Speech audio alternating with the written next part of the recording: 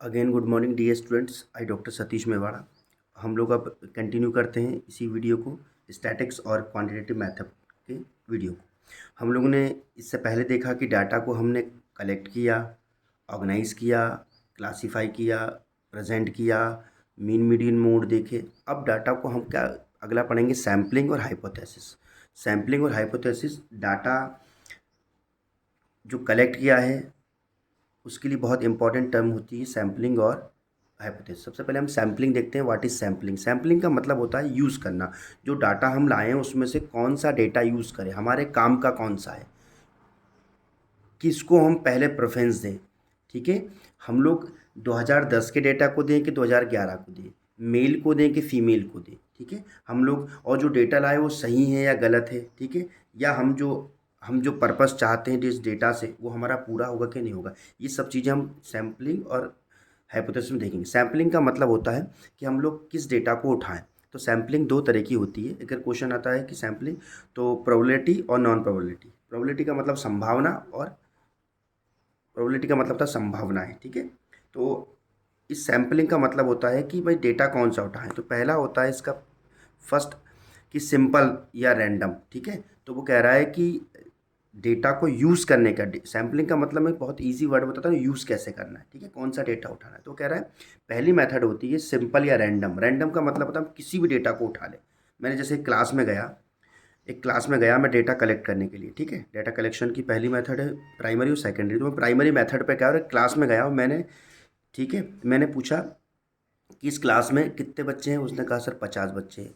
भाई इसमें इस कास्ट के कितने हैं, इस कास्ट के कितने हैं, इस एज के कितने हैं, इस एज के कितने हैं, गर्ल्स कितने हैं, बॉयज़ कितने हैं। ये डेटा मैं कलेक्ट कर रहा हूँ। ठीक है, अब इस डेटा को जब यूज़ करूँगा तो मैं ये दोनों मेथड में से, इसमें भी 4 मेथड है, इसमें भी 4 है। अब मैंने क्या करा, उस डेटा को यूज़ करने गया मैं। ठीक है, तो मैंने क्या करा, रैंडम उठा लिया। अब कौन सा उठा लिया, मैंने कहा मैं तो 5वीं क्लास का उठा लाया।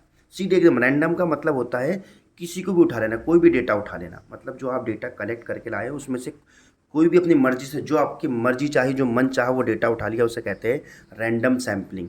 ठीक है, रैंडम यूज़ मतलब जो डेटा को यूज़ करने गया। रैंडम का मतलब, रैंडम जानते हो ना, किसी भी चीज़ उठा लें। मेरे पास 10 डेटा रखे हुए हैं, मैंने आंख बंद करके 5वें को उठा लिया। ठीक है, मेरे पास 10 अलग अलग पेजों में डेटा रखे हुए हैं। एक सरस्वती स्कूल का है, एक विद्यासागर स्कूल का है, एक मॉनफोर्ट का है। अलग अलग स्कूलों का, 10 स्कूलों का डेटा रखा है। ठीक है, मैंने उठा के 5वें स्कूल का उठा लिया। तो इसे कहते हैं रैंडम सैम्पलिंग, रैंडम यूज़। मैंने कोई भी अपनी मर्जी से जो मेरे को अच्छा लगा वो डेटा उठा लिया, उसे कहते हैं रैंडम सैम्पलिंग। ठीक है, अब दूसरा होता है स्ट्रेटिफाइड। ठीक है, सैम्पलिंग, ये सेकंड मेथड होती है। इसमें क्या आता है, ये सिंपल, मैंने आगे वर्ड लिख दिया ग्रुप। हम ग्रुप में इस डेटा को उठाते हैं। मैंने क्या करा कि भाई 5 कॉलेजों का उठा लिया या 5 बच्चों का उठा लिया। मतलब ग्रुप में उठाते हैं हम डेटा को, ग्रुप में यूज़ करते हैं। ठीक है, फिर अगला आता है सिस्टमैटिक। थर्ड आया सिस्टमैटिक। सिस्टमैटिक नाम से ही हो रहा है कि हम सिस्टमैटिक उठाते हैं। हमने जिस डेटा को पहले कलेक्ट किया वो पहले उठाएंगे, जिस डेटा को हमने बाद में कलेक्ट किया उसको बाद में उठाएंगे। जिस ठीक है, तो एक सिस्टमेटिक से होता है। हमने कहा जिससे हमने पहला क्वेश्चन पूछा उसी से उठाएंगे। ठीक है, या जिस जिस कंपनी को में हम पहले गए उसको प्रेफरेंस पहले देंगे। ठीक है, तो सिस्टमेटिक डेटा को यूज़ करते हैं। अगला आता है क्लस्टर। क्लस्टर का मतलब होता है एरिया वाइज। तो हमने कहा मैं एरिया वाइज डेटा को सैम्पलिंग करूंगा। सैम्पलिंग का मतलब क्या होता है, यूज़। तो देखिए, डेटा यूज़ करने की 4 टेक्निक होती है जिसे कहते हैं प्रोबेबिलिटी, संभावना के आधार पर। तो पहली होती है कि मैं कोई भी डेटा उठा लूँ रैंडम, ग्रुप में उठाऊं मैं, सिस्टमेटिक उठाऊं, जो जिसे पहले कलेक्ट किया वो पहले उठेगा, जिसे बाद में किया वो बाद में उठेगा। फिर कह रहा है क्लस्टर उठाऊं। क्लस्टर मतलब मैं एरिया वाइज उठाऊं। मैं भोपाल का पहले उठाऊंगा क्योंकि भोपाल राजधानी है। फिर मैं इंदौर का उठाऊंगा क्योंकि वो उपराजधानी है, महानगर है।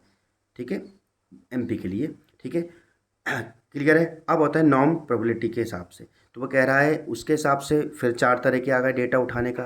तो डेटा उठाना मतलब लेना। तो कह रहा है कन्वीनियंस सैम्पलिंग। कन्वीनियंस का मतलब होता है जो मुझे आसान लगेगा वो डेटा उठाऊंगा मैं, या जो आसान चीज़ें मैं वहाँ उस एरिया में जाऊँगा डेटा लेने के लिए। मैंने कहा कि मुझे भोपाल आसान लग रहा है डेटा लेने के लिए। क्यों? क्योंकि मैं भोपाल का रहने वाला हूँ। तो कन्वीनियंस सैम्पलिंग का मतलब सैंपल जब लेने गया मैं लोगों के पास या डेटा उठाने गया तो मुझे जो कन्वीनियंस लगा उसके हिसाब से उठा लिया। फिर कोटा सैम्पलिंग। कोटा में क्या आ जाता है, मैं कास्ट के हिसाब से उठाऊंगा, मैं सेक्स मतलब मेल फीमेल के हिसाब से, मैं एज के हिसाब से उठाऊंगा। ठीक है, फिर एक ने कहा मैं इनकम के हिसाब से उठाऊंगा। जो आपको जिस ये कोटा में क्या होता है, आप इस बेस पे उठाते हैं डेटा। ठीक है, इस बेस पे डेटा उठाने जाते हैं मार्केट में। फिर आ गया स्नोबॉल। स्नोबॉल का मतलब होता है बर्फ़ का गोला। तो जिस तरह बर्फ़ का गोला होता है ना, रिफ़र करेगा। जैसे मैं गया एक व्यक्ति के पास भोपाल में सर्वे करने कि भाई यहाँ पे कितने पढ़े लिखे लोग रहते हैं। भोपाल की एक कॉलोनी में गया मैं, ठीक है, मैं एमपी नगर गया और वहाँ एक व्यक्ति से पूछा कि भाई यहाँ कितने पढ़े लिखे लोग हैं। उसने कहा कि भाई 200 लोग पढ़े लिखे हैं। फिर मैंने कहा यार ऐसा करो कि यहाँ पे पीएचडी वाले कितने हैं, ये कौन बताएगा। तो रेफ़र कर रहा है, स्नोबॉल का मतलब जो अगले को रेफ़र करे। जैसे मुझसे कहा, मैंने पूछा पीएचडी वाले कितने हैं, तो उसने कहा यार भैया वो कोचिंग चले जाओ, वहाँ से पीएचडी वाले हर साल निकलते हैं। तो मैं उस कोचिंग चला गया। फिर मैंने कोचिंग वाले से पूछा यहाँ से पीएचडी वाले कितने निकले हैं पढ़े लिखे। उसने कहा 15 लोग। मैंने कहा यार भैया ऐसा बताओ ना यूपीएससी कितने लोग कर रहे हैं। तो उसने रेफ़र किया कि भाई वो महिंद्रा कोचिंग चले जाओ, वहाँ बता देंगे यूपीएससी वाले कितने निकले। तो उसने फिर रेफ़र किया। तो इसमें क्या होता है, रेफ़र जो करेगा उसका डेटा लूँगा मैं रेफ़र के हिसाब से, ठीक है। अगला आता है जजमेंटल। लास्ट क्या आता है, जजमेंटल। तो वो जजमेंटल क्या मतलब, जज करने के हिसाब से। मुझे लगा कि यार नहीं, ये बंदे से पूछना सही रहेगा, जज करूँगा मैं, ठीक है। जजमेंटल नाम से पता लग रहा है, मैं जज करूँगा कि ये बंदा सही है यार, ये बढ़िया कपड़े वपड़े पहन के खड़ा है। इससे पूछता हूँ कि यहाँ कितने लोग पढ़े लिखे हैं, यहाँ स्कूल कितने हैं, ठीक है। मतलब मैं सैम्पलिंग करने गया या यूज़ करने गया डेटा को, तो मैं प्रोबेबिलिटी के हिसाब से 4 मेथड यूज़ करूँगा, नॉन प्रोबेबिलिटी के हिसाब से ये 4 मेथड यूज़ करूँगा, ठीक है। तो जब भी कोई सर्वे करने जाता है या तो वो ये वाला ही मेथड यूज़ करते हैं सैम्पलिंग के लिए। सैंपल जब उठाता है मार्केट से, लोगों से जब सर्वे करता है, ठीक है। जैसे मैं बताता हूँ, जो वो टीवी वाले आते हैं ना, जो पूछते हैं कि भाई किसकी सरकार बनेगी, तो या तो वो हर किस सैंपल रैंडम का मतलब क्या होता है, या सॉरी सिंपल रैंडम का मतलब क्या होता है, वो हर किसी से पूछ रहे हैं, जो सामने आ रहा है उससे पूछ रहे हैं, जो मर्जी पड़े उससे पूछ रहे हैं किसकी सरकार बनेगी, किसकी सरकार। माइक ले जा रहे हैं मुंह के पास, किसकी सरकार बनेगी। या वो ग्रुप में पूछ रहे हैं, गए 4 लड़कों का ग्रुप छांटा उनने और गए भाई चारों लड़के बताइए किसकी सरकार बनेगी, आप यूथ है बताइए किसकी सरकार बनेगी, ठीक है। फिर वो सिस्टमेटिक गए। सिस्टमेटिक कैसे कि सबसे पहले वो महिला के पास गए, फिर पुरुष के पास गए, फिर बॉयज़ के पास, गर्ल्स के। सिस्टमेटिक सैम्पलिंग कर रहे हैं। सैम्पलिंग मतलब सर्वे कर रहे हैं। फिर क्लस्टर एरिया वाइज गए। सबसे पहले वो गए हैं झुग्गी झोपड़ियों में गए, बताइए किसकी सरकार बनेगी। फिर गए वो अमीर एरिया में, किसकी सरकार बनेगी।